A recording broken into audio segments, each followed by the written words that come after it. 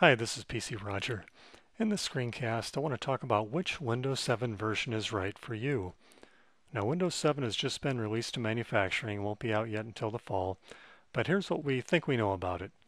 There are essentially, at least in the US, four versions, and they are priced quite differently. You can see we've got the Starter Edition, the Home Premium, the Professional, and the Ultimate. Now, with the Starter Edition, there are restrictions. It's only going to be allowed by Microsoft on certain machines and primarily netbooks. Now it does have a lower requirement of horsepower, and that's one of the reasons why you'll see it on netbooks. But the price is lower and it looks like it. It's not going to have the fancy user interface, going to be kind of ugly. The other thing that may or may not be an issue is it will not play DVDs. Now, a lot of netbooks don't have a DVD player, although you can certainly get one that will plug into the USB drive, and I've got a nice one that I use, doesn't even require any external power. But if the manufacturer does not, bundle some type of, Win DVD or Power DVD, something, you can always get the free VLC media player.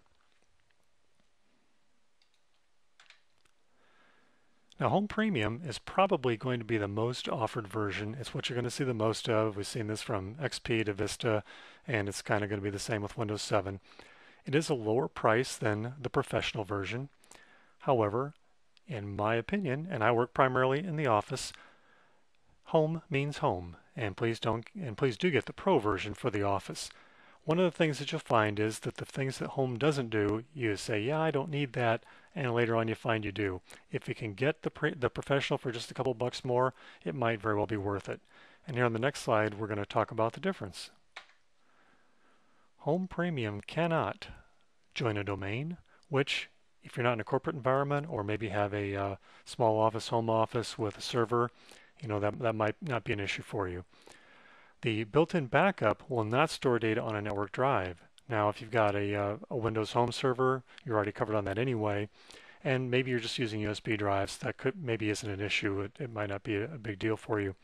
If you have a network attached storage device, a NAS, it might be. Sometimes they come with their own software package too, but the built-in backup will not store data on a network drive. Home Premium also cannot be controlled with Remote Desktop. It still has Remote Desktop in order to control another machine, but it cannot be controlled. If you need that feature, I really like a different product. It's a web-based product, and you can check it out at goremotepc.com. Now the file sync, I don't know too many people who use that, but that also will not work on a network drive in the Home Premium version. And if you're looking to run some older programs on Windows XP mode, forget it. Home Premium will not do it. The encryption of just files, and I'm not talking about the whole disk, I'm talking about just the files, is also something that you have to have Professional or Ultimate to be able to do. And for those 2 or 3 of you out there who want to quickly connect your projector, okay, maybe it's more than that, but Home Premium does not do that. There's a handy little Windows key that does that in the Professional and the Ultimate.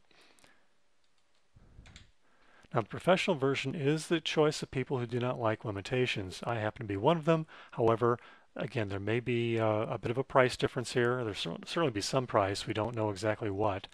But if you want to make sure that you don't run into any of those limitations, get the professional version. One of the things that you might run across as a different kind of a question is whether or not you should use the 64-bit version of Windows 7. And the thing to remember there is the same thing as in previous versions of Windows. It's all about the drivers. If you've got an older printer, an older scanner, an older device of some kind where they do not intend, the manufacturer that is, does not intend to provide a 64-bit driver for Windows 7, you'll have to be willing to buy a new peripheral. So 64-bit will give you better performance, make better use of your hardware, but there are some other issues there. And if you do start out with a 32-bit version of Windows, you cannot do an in-place upgrade to a 64. Only a 64 to a 64. But that's kind of a different topic. I just thought I'd throw that in because it is something that some people should be thinking about. Now the Ultimate version is typically an ultimate waste of money. Microsoft charges a lot more for it, at least in the Vista they did, and they really did not follow through on the extras that they promised. It has the BitLocker whole disk encryption. It's the only version to have that. That is a proprietary version of a whole disk encryption software to Microsoft. But there are other alternatives. I use one that is not made by Microsoft. I'm very happy with it. The Ultimate version does give you the best multi-language support, I guess. That's not an issue for me, but it might be an issue for you. And if it is, you might want to check into some of those price differences and what it really entails. But Ultimate is probably not going to be worth the money for really anybody I know. But again, if you think that is for you, then check out the details when they do become available in the fall. Now, if you are looking for a new PC, and a lot of people will be getting Windows 7 on a new PC, I do highly recommend Dell computers. And I've got quite a bit of information, some reviews and so forth on my website, and you can check those out for exactly why. One of the reasons is for the support Dell offers, but also because of the quality of the machines. If you want to get the absolute best price on a Dell online, you'll want to get my special report. The address is there on the screen. You want to check that out. And that's about it for this screencast. I ask that you would visit my website, pcroger.com. You can even sign up for my free e-letter.